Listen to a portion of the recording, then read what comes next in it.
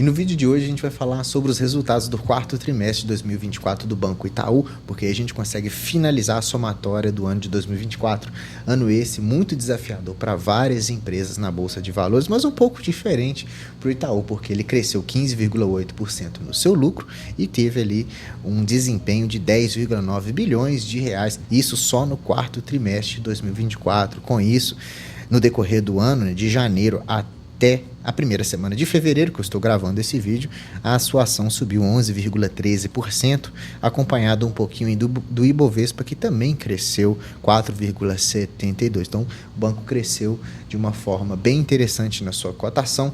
Cotação essa que vinha caindo no ano de 2024, ano desafiador, muitas incertezas na mesa, só que o Itaú, como sempre, conseguiu se sobressair. Por isso que quando fazemos as análises de investimentos, o Banco Itaú é uma das grandiosas empresas que temos na Bolsa de Valores. A gente consegue perceber essa grandiosidade quando a gente olha a sua rentabilidade. Pelo menos nos últimos 10 anos, quem investiu no Banco Itaú conseguiu ter uma rentabilidade, junto com o reaporte dos dividendos, 349%. Isso vence o índice das ações financeiras da Bolsa de Valores, que conta com bancos e corretoras, e também as seguradoras, né, que renderam só 164%. O próprio Ibovespa, nos últimos 10 anos, 154%. E o CDI, 141%. Esse imbatível CDI que ninguém consegue ganhar. Quem tinha as ações do Itaú e conseguiu segurá-las nos últimos 10 anos, teve essa rentabilidade de 249%. Isso dá quase 25% de forma anual aqui, dividindo por esses 10 anos. E uma dessas análises agora, dos resultados do quarto tri de 2024, a gente pode perceber que foi um crescimento ali de 2% no seu resultado recorrente, para 10,9 bi. Só que em 2024, recorde de lucros, 41,4 bilhões de reais foi o lucro do Banco Itaú no ano de 2024. E isso está associado com o crescimento da sua carteira de crédito. A carteira é essa que ele usa para fazer os seus empréstimos, para fazer os seus financiamentos, emprestar dinheiro para as pessoas, financiar os vários produtos e empresas, que cresceu 15,5%, somando 1,3 trilhões de reais. Tá? A margem também com os clientes também melhorou bastante, mas vamos falar dessas margens mais para frente no vídeo. Você vai entender a diferença entre margem com o cliente e margem com o mercado, para você não ficar em dúvida na hora de investir. A gente percebe também a grandiosidade do Itaú quando olhamos aqui o patrimônio e o crescimento das suas receitas e lucros, que vem crescentes anualmente desde 2009 até 2024. Nós temos crescimento de patrimônio, crescimento de receitas e crescimento também de lucros, tá? Por isso que ele bateu todos os outros indexadores.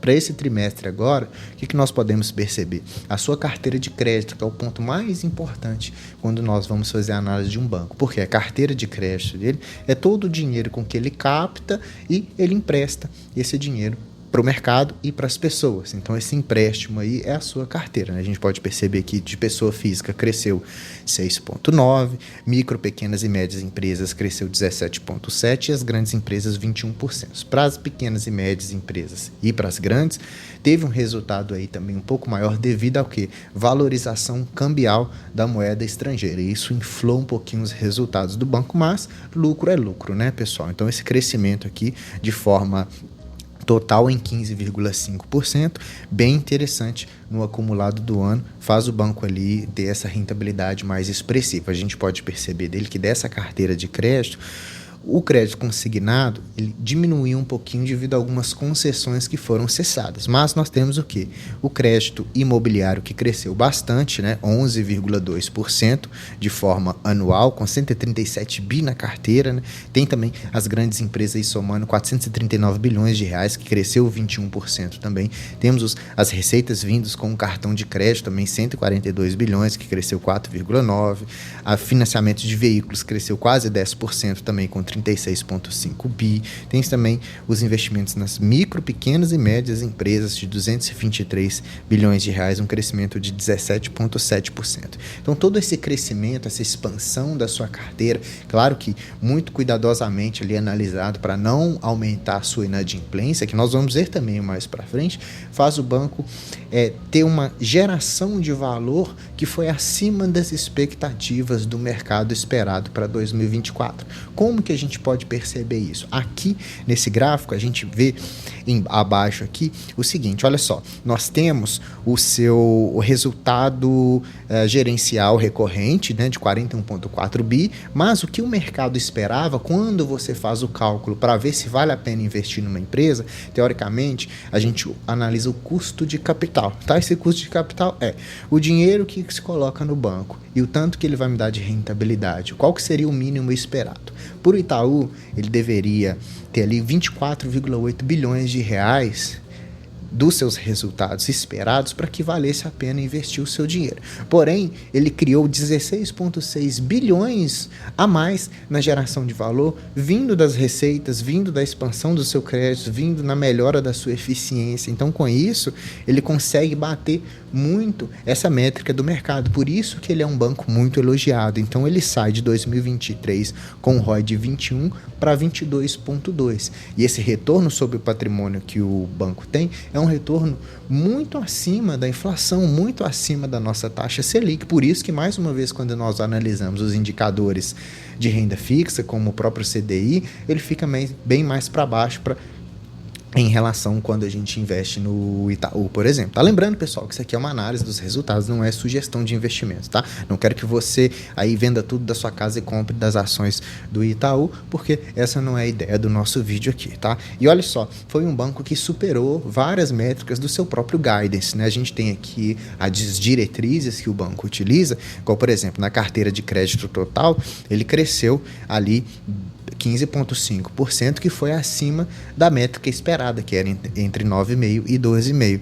Também as margens financeiras com os clientes cresceu 7,1%, tá? Que está entre 4,5% e 7,5%. Né? As margens financeiras com o mercado cresceu suficientemente dentro de uma métrica normal, né, de 3 a 5 bi. Então, ele faturou 4,4 bi. Isso é importante que você preste atenção, tá? Porque é diferente a margem a mercado e a margem com os clientes, que eu já vou explicar. Então, a margem com o mercado, a gente olha de forma anual, cresceu 35,2%. Mas aqui, no resultado trimestral, comparado com o trimestre passado, deu uma retraída devido ali à marcação a mercado, a várias diferenças que tivemos ali na renda fixa, por exemplo. Então, olha só, quando eu tenho a margem financeira com os clientes, seriam os financiamentos da carteira de créditos, os empréstimos e os empréstimos que o banco faz para as pessoas, para as empresas. Quando eu tenho a margem financeira com o mercado, é o dinheiro que o banco tem em caixa e ele aplica esse dinheiro na renda fixa, ele aplica isso em ações, ele aplica isso em várias equities diferentes. Então, seria um dinheiro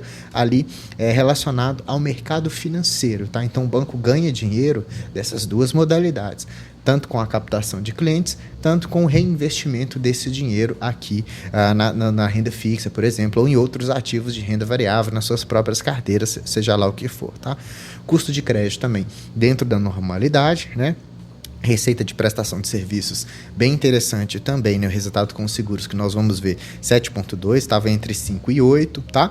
As despesas também quase atingindo ali o topo máximo, mas crescer na carteira, cresce sim um pouquinho das despesas, mas dentro de um controlado ali, dentro da normalidade, tá? Que a gente pode ver também que é interessante desses resultados, dessa lucratividade, do porquê que esse banco lucrou mais esse trimestre. A gente olha a carteira em atraso também, que deu uma retraída, ou seja, menores inadimplências, pessoas pagando mais, né, deixando de atrasar ali os seus financiamentos e empréstimos, né? Então, com isso a gente tem essa diferença ali com a diminuição da inadimplência, tanto para de 15 a 90 dias, quanto acima de 90 dias, né? Acima de 90 dias ficando ali, saindo de 2,8 para 2,4, e da de 15 para 90 dias saindo de 2,3 para 2. Então, as pessoas pagando mais os seus devedores, né, ou seja, os financiamentos que o Itaú fornece, o banco consegue uma lucratividade mais interessante, tá?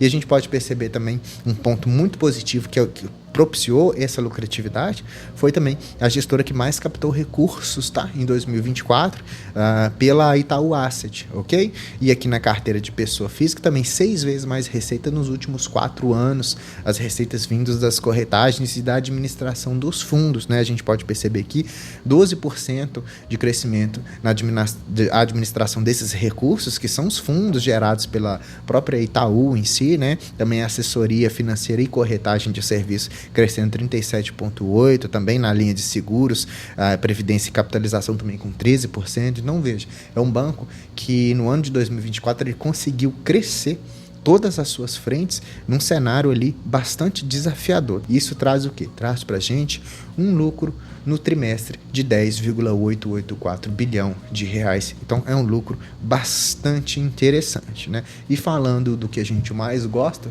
como investidor, que é o quê? Dividendos. O Itaú, olha só, em 2025 ele já provisionou R$ 1,78, que foi maior já do que 2021, 2022, 2023 e tende a ultrapassar essa linha do 2024, hoje entregando 8% de yield no valor dessa cotação de R$ 29,90, tá? Sendo negociado num PVP de 1,32, acima do que outros bancos, como o Banco do Brasil, o Banco ABC, o próprio Bradesco em si, Santander, a Caixa.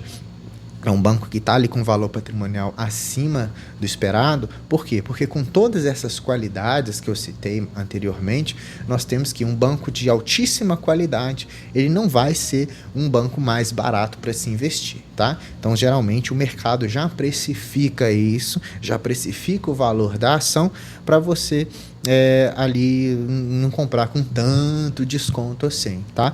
Agora, ele vai fazer uma distribuição de quase 70% ali do seu resultado líquido, tá?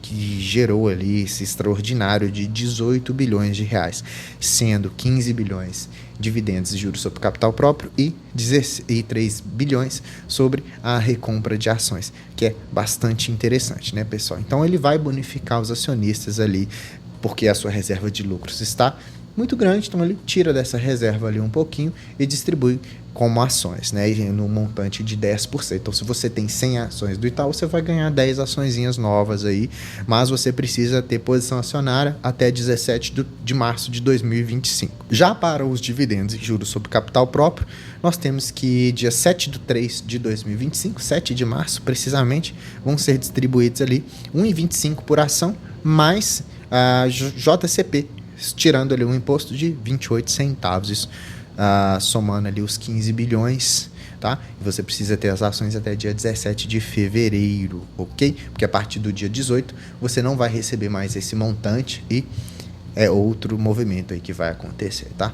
E se você pensa que o banco vai se estacionar, não, ele tem outras métricas para o futuro, que é o seu novo guidance, né? Sua nova direção, sua nova diretriz ali, que é a expansão da carteira de crédito de 4,5 a 8,5, né? A margem financeira com clientes também até 11,5, margem com o mercado até 3 bi também, um custo de crédito de 38 bilhões também, e com isso o banco ele vai tentar crescer, mas de uma maneira um pouco mais segura. Para quê? Segurar a inadimplência. Não pode sair emprestando e financiando qualquer tipo de pessoa ou qualquer tipo de empresa. Por quê? Se ele aumenta muito a inadimplência, ele tem que pegar parte desse dinheiro que ele tem, ao invés dele reinvestir e ganhar dinheiro lá no seu lucro com a margem ao mercado, ele tem que guardar para provisionar caso haja inadimplência, o banco não perca liquidez. Então essa é a grande jogada de um banco lucrativo, mesclar entre expansão de carteira de crédito e a inadimplência baixa, tá? E as provisões também, e os seus custos também mais baixos. Isso torna-se o banco mais lucrativo. Então, espero que você tenha entendido nesse vídeo o porquê que as ações do Itaú são geralmente um pouquinho mais caras do que o mercado, o porquê que ele teve uma rentabilidade muito superior à média do mercado classificado pelo Ibovespa, acima do CDI, acima do índice financeiro, porque é um banco que vai entregar muita rentabilidade, muita segurança, pouca volatilidade, mas também ele não vai ser aquela barganha toda, tá? Espero que você tenha entendido. Se você gostou desse vídeo, deixa like para mim, tá? tá? Se inscreva no canal se você não é inscrito, ativando o sininho. Tem vídeo todo dia.